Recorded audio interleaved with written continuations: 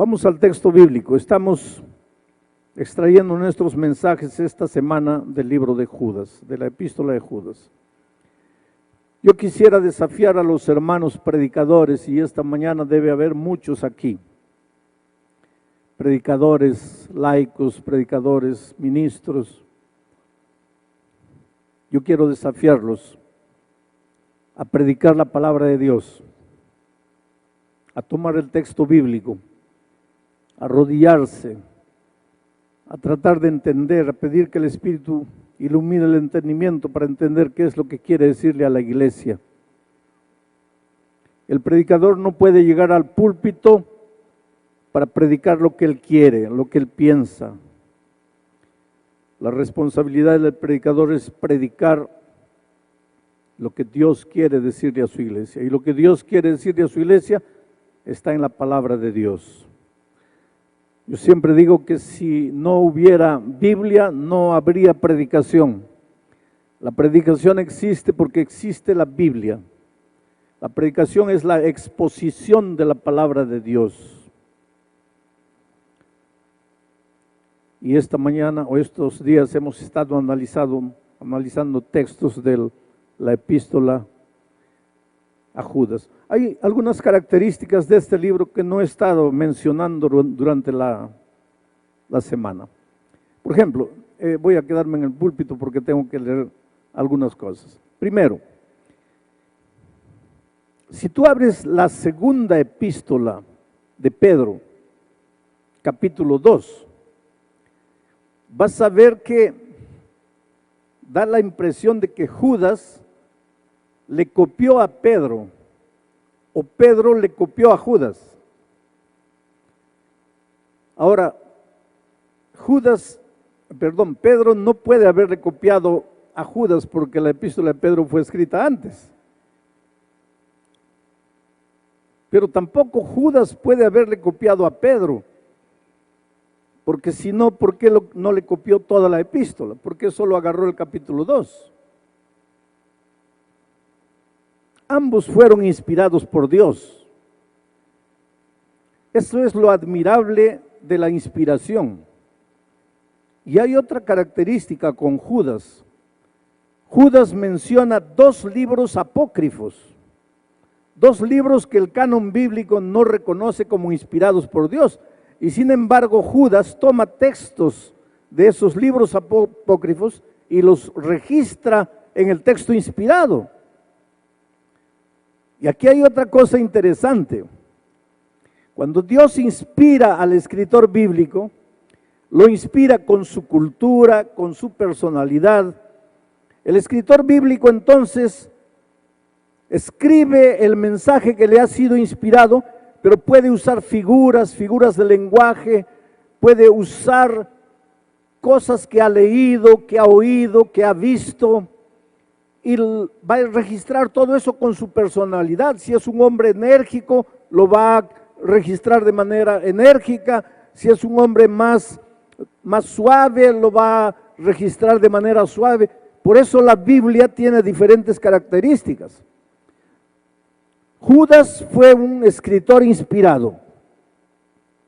Escribió muchas de las cosas que Pedro escribió en su segunda epístola, capítulo 2. Echó mano también de citaciones de libros apócrifos. Yo no tengo tiempo para explicar todos esos detalles, pero si ustedes leen van a ver.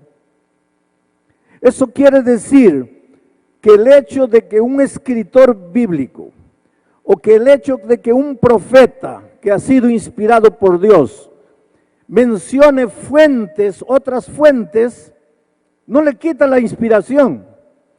Y ahora me estoy refiriendo específicamente al espíritu de profecía.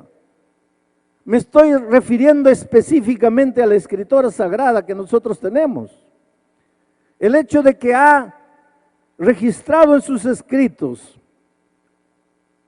cosas que otros escritores han escrito, no le quita ni un poco del hecho de que Dios la ha inspirado.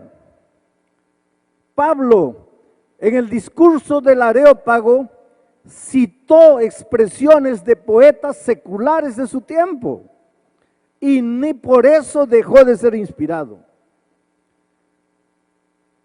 El problema es que el ser humano, especialmente el ser humano de nuestros días, quiere acomodar todos los consejos inspirados a su manera de vivir, y cuando no encaja, entonces comienza a acusar, a criticar. Y eso es lo que acontece con la sierva del Señor. Mucha gente dice, no, porque la plagió, no, porque la copió, no, porque ella hizo. Pero aquí está una prueba. El hecho de que un escritor inspirado toma fuentes ajenas no quiere decir que él no fue inspirado.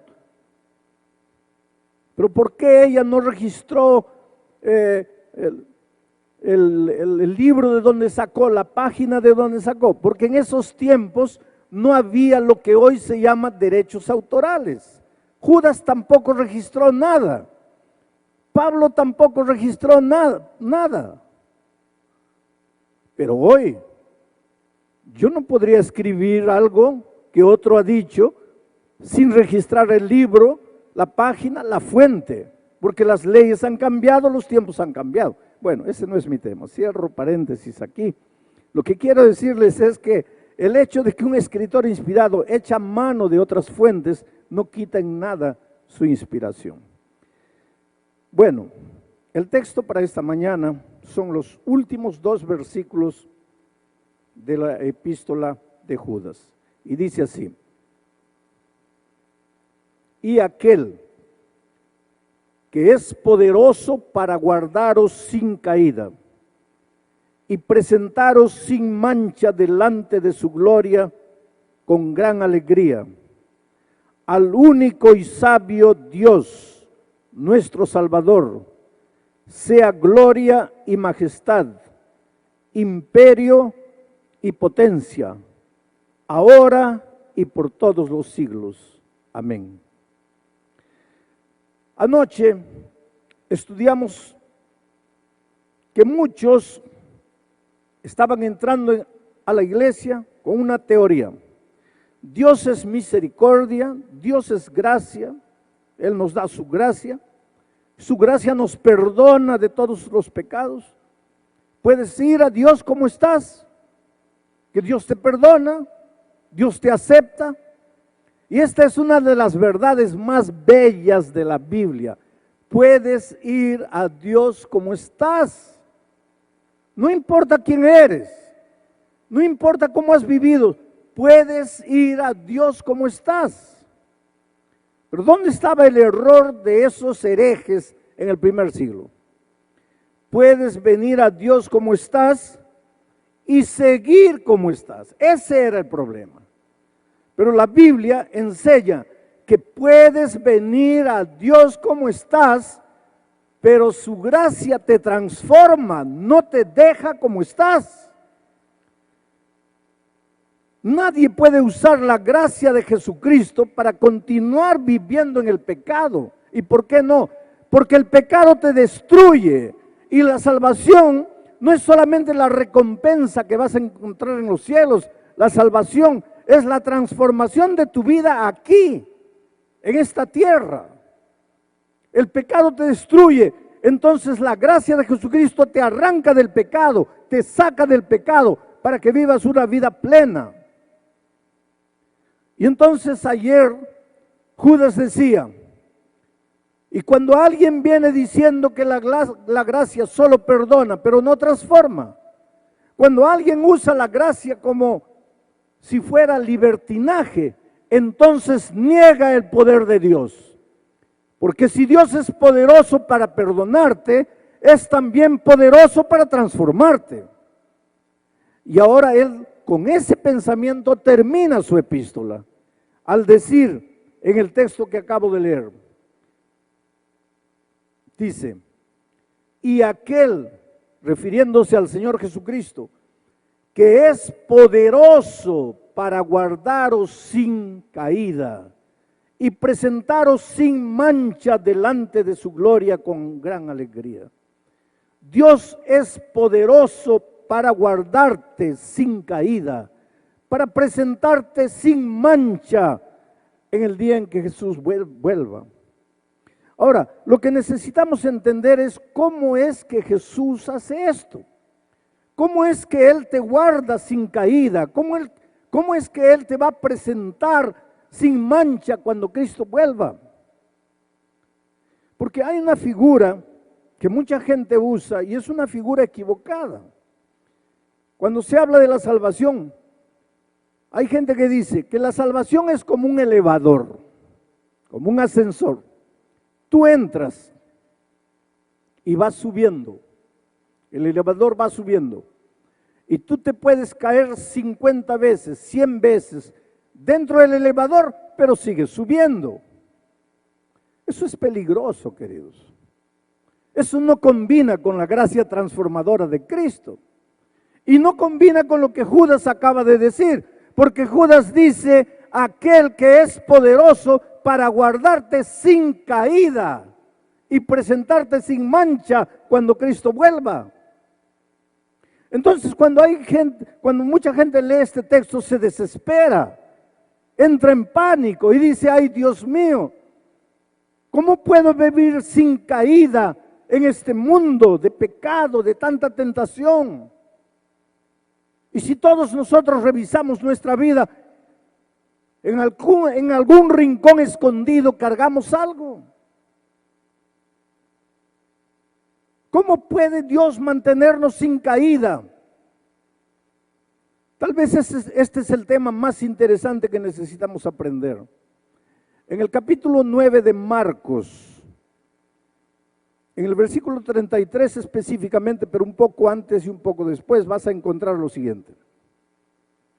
El Señor Jesucristo un día estaba yendo camino de Emaús, camino de una ciudad. Y mientras el Señor Jesucristo caminaba, sus discípulos estaban a su lado. Pero los discípulos cargaban en su corazón un pecado del cual no querían separarse. Pero ellos descubrieron una cosa, que al lado del Señor Jesucristo es imposible pecar. Coloca esto en tu cabeza. Al lado del Señor Jesucristo, tomado de la mano del Señor Jesucristo, es imposible pecar. Porque Pablo dice, ¿qué comunión hay entre la luz y las tinieblas? Entre la justicia y la injusticia. Entre Cristo y Satanás no hay comunión. Si estás en Cristo, no vas a pecar. Pero ¿cómo peco a pesar de haber aceptado a Jesucristo ya en el pasado? ¿Cómo estoy cayendo siempre? Es porque te estás separando de Jesús. Porque vuelvo a repetir, al lado de Jesucristo no hay lugar para el pecado. Y Judas confirma, dice, Él es poderoso para mantenerte sin caída. El secreto está en la expresión en Cristo. Estoy escribiendo la devoción matutina para el año 2018. Y el título de la devoción matutina es En Cristo. Y estoy comentando todos los textos, todos los versículos de la Biblia que mencionan en Cristo, en Jesús, en su gracia, en Cristo. El secreto está en Cristo. Porque al lado de Jesús no hay lugar para el pecado. Entonces un día Jesús y sus discípulos estaban caminando y sus discípulos comenzaron a quedarse para atrás. Y Jesús también comenzó a disminuir los pasos, pero se dio cuenta que cuando Él disminuía los pasos, los discípulos disminuían más. Evidentemente Jesús pensó, estos quieren quedarse para atrás, no quieren mi compañía. Y entonces Él siguió adelante. Cuando llegaron a la casa, Jesús los reunió, Marcos 9:33, y les preguntó, ¿qué discutían ustedes cuando veníamos andando por el camino? ¿Por qué se quedaron para atrás? Y el texto bíblico dice que ellos se quedaron calladitos, en silencio. ¿Por qué? Porque por el camino habían discutido quién de entre ellos era o sería el mayor. ¿Quién de entre ellos sería el más grande? Ah, queridos, Los discípulos tenían un pecado escondido. No era adulterio, no era droga, no era alcoholismo, no era homosexualismo. Los discípulos tenían escondido en su corazón el más terrible de los pecados, el origen de todos los pecados, el primer pecado que surgió en el corazón de Lucifer. Ellos escondían en su corazón el problema del pecado del orgullo. Ellos no eran víctimas de algún pecado simple como adulterio. Ellos eran víctimas del pecado terrible del orgullo. Solo que nosotros los seres humanos medimos las cosas de otra manera. Y les voy a hacer un ejemplo. En una comisión de nombramientos, y ustedes en estos días deben estar en comisión de nombramientos, a veces una iglesia puede verse en la encrucijada porque no hay a quién colocar de anciano y tienen dos nombres, Pedro y Juan, y no saben a cuál de ellos colocar, porque ni Pedro ni Juan son perfectos. Entonces alguien levanta la mano y dice, bueno, yo creo que el más indicado es Juan. Es un poquito orgulloso, pero es el mejor. Y lo nombran. Pero tú jamás vas a ver en una junta de nombramientos alguien decir así, bueno, tenemos solo a Juan y a Pedro. Juan es un poquito homosexual, pero está bien. Eso jamás. Porque para ti homosexualismo es terrible. Adulterio es terrible, asesinato, robo. Para ti eso no tiene perdón. Pero para Jesús, el padre de todos los pecados, la raíz de todos los pecados, es el orgullo. Y los discípulos eran víctimas del orgullo. Por eso digo, el problema de ellos no era simple, era mucho más profundo que el adulterio. Era el problema del orgullo, la raíz de los otros pecados. Y ellos descubrieron una cosa, que al lado de Jesucristo no se puede pecar. En Cristo no hay derrota. En Cristo solo hay victoria. Pero a veces se sentían tan tentados, el pecado del orgullo los seducía, les picaba dentro. Pero ellos descubrieron que al lado de Cristo no se podía. Entonces, ¿qué es lo que hacían? Se separaban. Déjalo ir, déjalo ir. Porque al lado de Jesús es imposible pecar. Aquel que es poderoso para guardaros sin caída. Entonces ellos se separaban de Jesucristo para practicar el pecado. Pero al separarse de Jesucristo, practicasen o no practicasen, ya estaban en situación de pecado. Ya estaban lejos de la justicia. Ya estaban lejos de la salvación. Nosotros nos cuidamos solamente con los actos pecaminosos, pero generalmente no nos cuidamos con la situación pecaminosa, que es la raíz de nuestros actos pecaminosos. Entonces, ¿cuál es la solución? ¿De qué manera Judas promete que aquel poderoso para guardarnos sin pecado? ¿Cómo es que Jesucristo nos guarda sin pecado? Es simple. Necesitas estar en Cristo. Necesitas no separarte de Jesucristo. Necesitas agonizar en Cristo. Necesitas llorar en Cristo. Cuando las luces de la tentación vienen, en lugar de decir, no voy a pecar, no voy a pecar, ve a Jesucristo y no lo sueltes, porque al lado de la justicia no hay lugar para el pecado. El problema es que nosotros tenemos algunos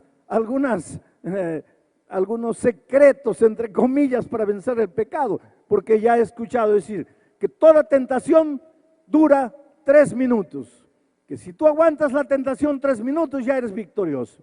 Entonces cuando llega la tentación comienzas a contar, a ver, 1, 2, 3, ya, 1 minuto. Ya está llegando al clímax de la tentación, 1 minuto y medio, ya, vencí. Sí, venciste tú.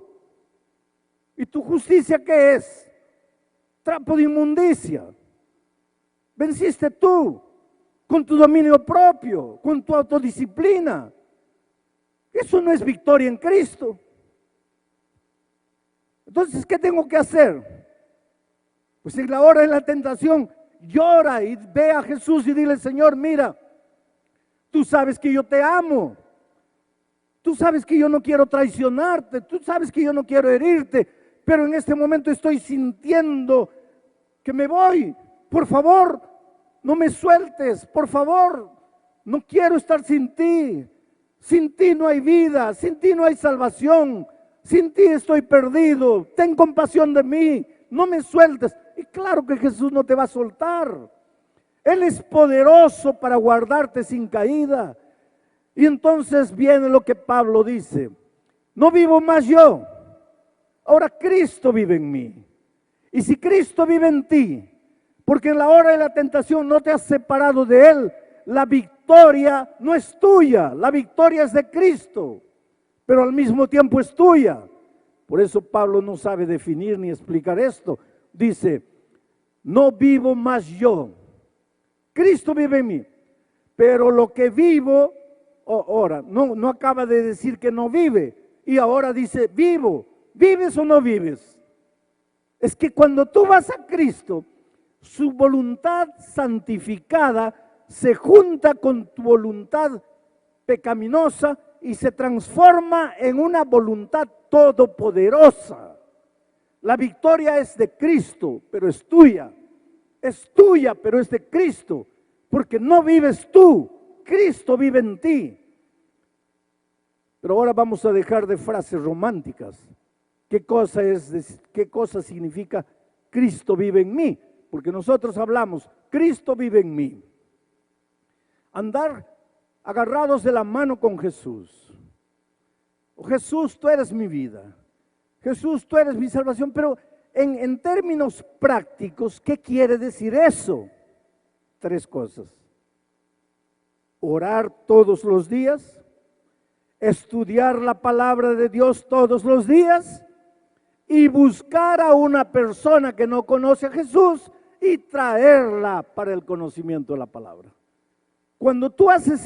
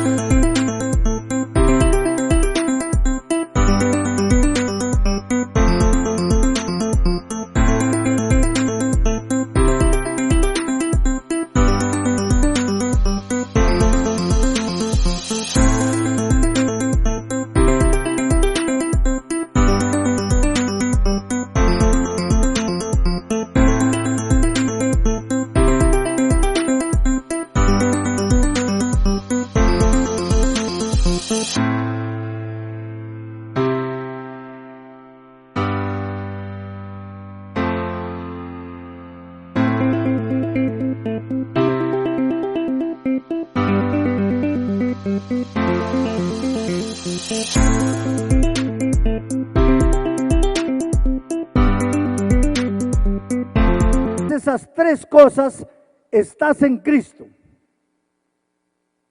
Cuando tú haces solo 2 o 1 y no te olvidas de la tercera, que es la testificación, llámale trabajo misionero, llámale traer personas para Cristo, llámale como quieras, pero cuando tú te olvidas de eso, tú estar en Cristo es puro romance, pura palabra.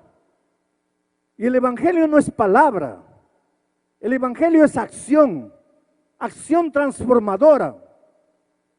Tienes que aprender a buscar a Dios todos los días. Tienes que aprender a orar, a estudiar la Biblia y a traer a una persona para Cristo. Ahí estás en Cristo, ahí estás de la mano con Jesús. El otro día alguien me dijo: pastor, entonces yo estoy perdido, porque yo no tengo fuerza de voluntad para orar, para estudiar la Biblia. No tengo. Pastor, yo de vez en cuando oro, de vez en cuando estudio la Biblia. y nunca traje a nadie para Cristo. Ahora usted dice que para estar en Cristo tengo que hacer esas tres cosas. Estoy perdido, pastor, porque yo no tengo fuerza de voluntad. Claro que tienes, querido. ¿No te levantas a las 4 de la mañana para ir a tu trabajo? En una mañana fría de invierno el despertador toca a las 4 de la mañana. Tú despiertas, miras el reloj, ¿qué es lo que dices? Oh, qué felicidad, me voy a trabajar. No, no es así. Miras el reloj, un frío terrible afuera, todo lo que quieres es quedarte durmiendo, pero te levantas y vas a trabajar a las 5 de la mañana. ¿Y por qué tienes que trabajar? Porque necesitas dinero. ¿Y para qué dinero? Para comer. ¿Y para qué comer? Para vivir. ¿Y vivir cuánto tiempo? 100 años. Y para eso te levantas a las 4 de la mañana.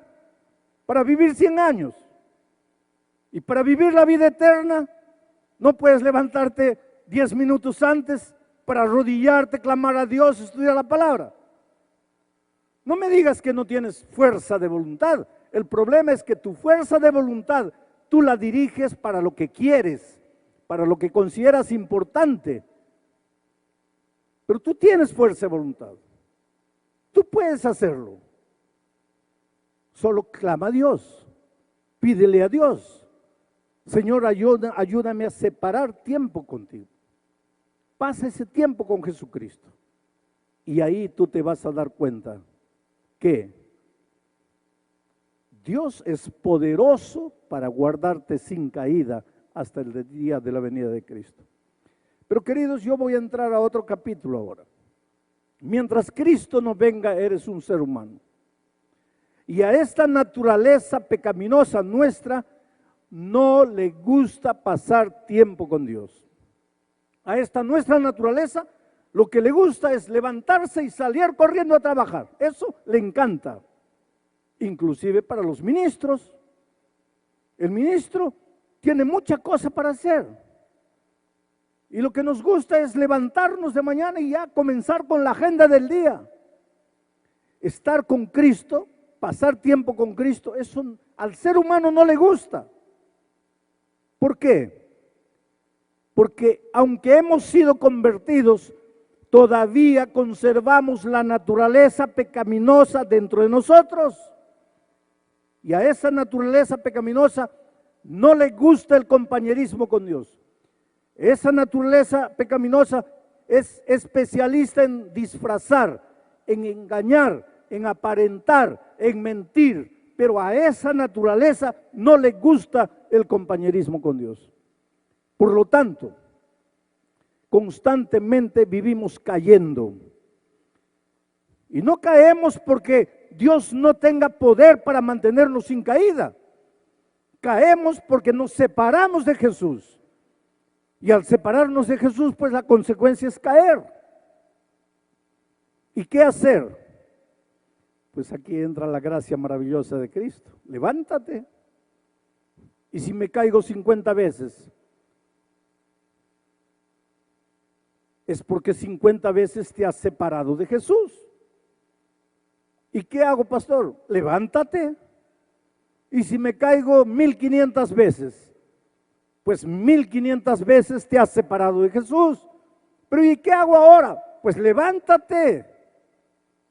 Si un día llegaremos al cielo, primero,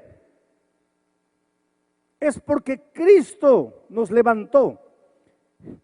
Es porque cada vez que caímos, llevados por nuestra naturaleza pecaminosa, clamamos a Dios, le suplicamos y Él nos extendió la mano. Te digo una cosa, querido, el Señor Jesús te ama. Nunca pienses que Dios es un profesor malo que está con ganas de desaprobarte o reprobarte. Jesús te ama. Lo que más quiere Jesús es tenerte en el reino de los cielos. Tu lugar está reservado en el reino de los cielos. Tu herencia está reservada. Yo vengo de una familia grande, 9 hijos, padre, madre. Cuando mi padre ya estaba anciano, le hicieron una fiesta de cumpleaños. Yo no estaba, yo estaba en Brasil.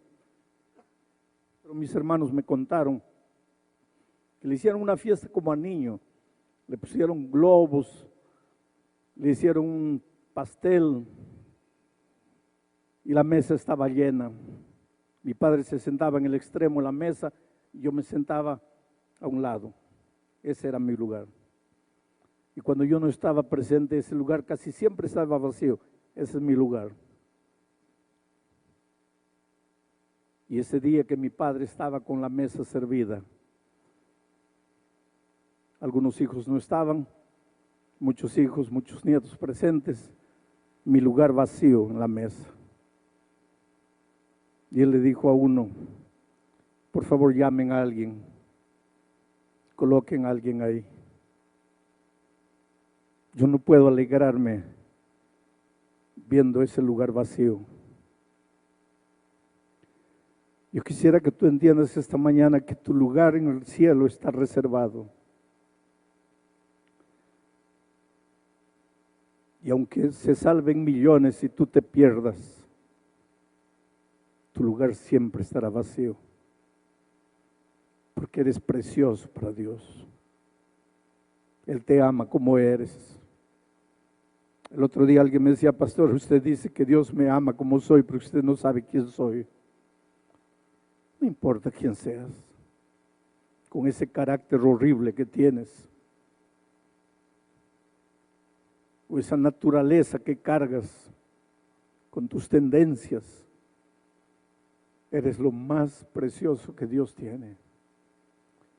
Esta mañana, en medio de miles de personas, ¿tú crees que Dios está mirando 15,000 personas? No. Él te está mirando a ti como si tú fueras la única persona sentada aquí. Él conoce tus sueños, tus alegrías, tus tristezas, la historia de tu vida, tus caídas. Él conoce todo. Y aunque a veces golpeado por la vida, tú dices, Señor, ya no, te he prometido tantas veces, he intentado tantas veces, olvídate de mí, ya no. Él te dice, hijo, yo no voy a desistir de ti. Pero Señor, yo no valgo nada.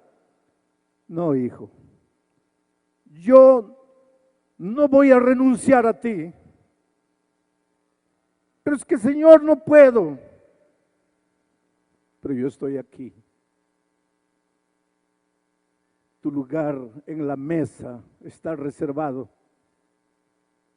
Y Él ha prometido que te va a conservar sin caída.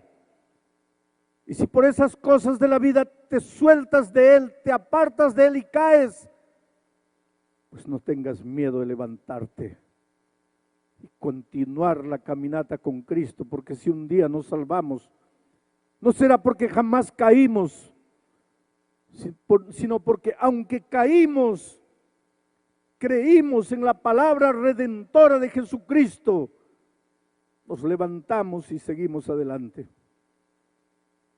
Yo estaba en mi oficina en Niterói, Río de Janeiro, hace muchos años, cuando entró una joven bonita, linda, alta, preciosa niña. Se sentó frente a mi escritorio. Me dice, pastor, la primera cosa que quiero que usted sepa es que yo no soy mujer, yo soy hombre. Yo tenía delante de mí una de las mujeres más bellas, pero él me dice, yo soy hombre. Vivía una vida de pecado. Vendía su cuerpo en las calles de Copacabana para poder sobrevivir. Se había inyectado en el cuerpo tantas cosas, parecía mujer. Y aunque muchas veces se miraba en el espejo y decía, soy bonita, soy feliz, no me falta nada. Cuando llegaba la hora de dormir lloraba y no sabía por qué lloraba. era el vacío de Dios, era el instinto de Dios, porque aunque tú trates de justificar con argumentos humanistas tu conducta equivocada, no puedes escapar de ti mismo ni de Dios. En las horas silenciosas de la noche, ¿a dónde vas? ¿Dónde te escondes? Te metes debajo de la cama y estás seguro que tu conciencia no te va a golpear ahí. Ese muchacho intentó suicidarse 3 veces. Su madre un día le alcanzó un cassette con un sermón mío. Una de esas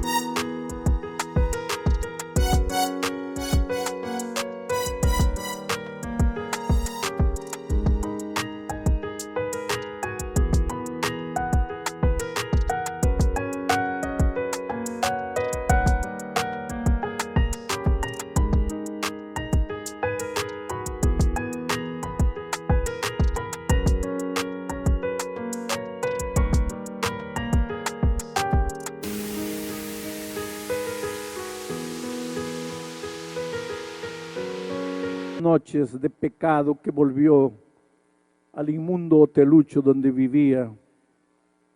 Se sentía con ganas de morir, se sentía desesperado, se sentía acabado, se sentía destruido.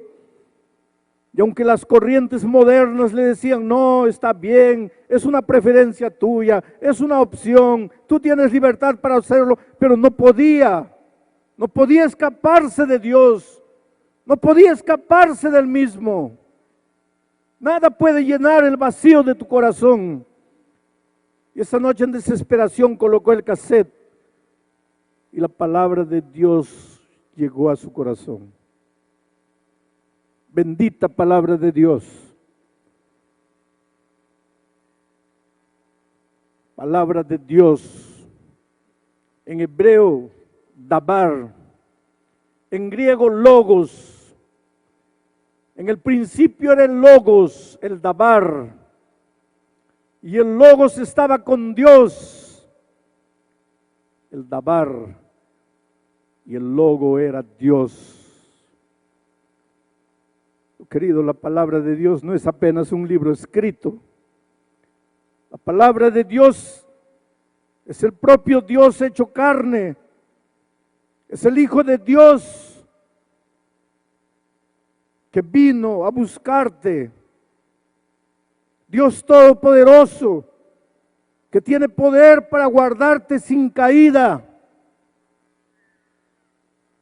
El Logo se hizo carne. Ese Cristo maravilloso, a través de la escritura bíblica, alcanzó su corazón. La mañana siguiente él llamó a su madre y le dijo, ¿quién es este pastor del cassette? Y ella le dijo, mira hijo, ese hombre vive ahí en Río de Janeiro, te voy a conseguir la dirección. Consiguió la dirección de la unión donde trabajaba y él apareció. Soy hombre, me dijo, no soy mujer. Estoy perdido, me dijo. No hay salida para mí. Yo tenía un librito, El Camino a Cristo. Yo debo haber leído El Camino a Cristo unas 200 veces. Yo tenía mi librito subrayado, se lo di. Y dije, lee este libro, en tus horas de desesperación, lee este libro.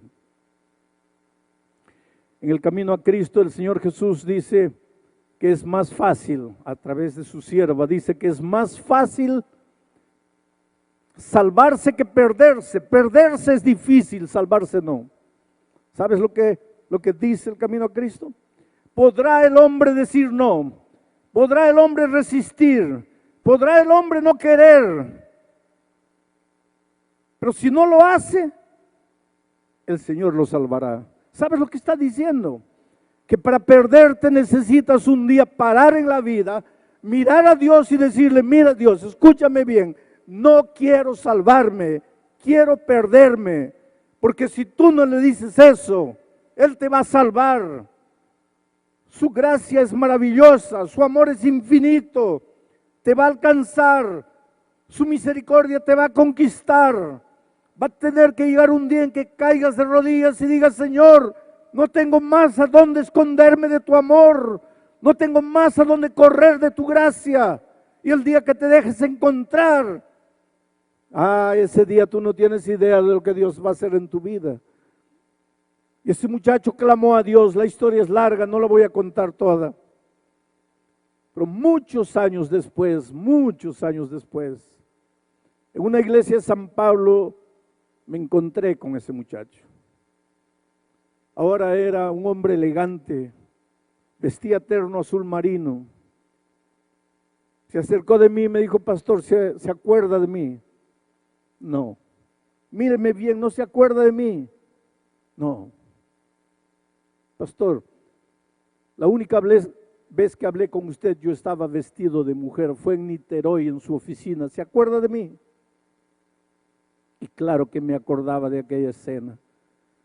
Y lo miré y le dije: mira, no puedes ser tú. No puedes ser tú. Es imposible. 2 lágrimas aparecieron en sus ojos. Me dijo: pastor, ¿usted no cree en los milagros que predica?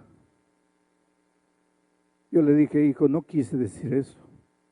Lo que quiero decir es que es tan maravilloso lo que veo, lo que me cuentas. Él me dice: sí, Dios me transformó. Y me dijo una cosa interesante: pastor, si yo le dijera, mi vida es completamente diferente. No es verdad, pastor. Es verdad que mi vida cambió, pero yo todavía me siento atraído a hombres. No logro sentir atracción por mujeres. Todos los días tengo que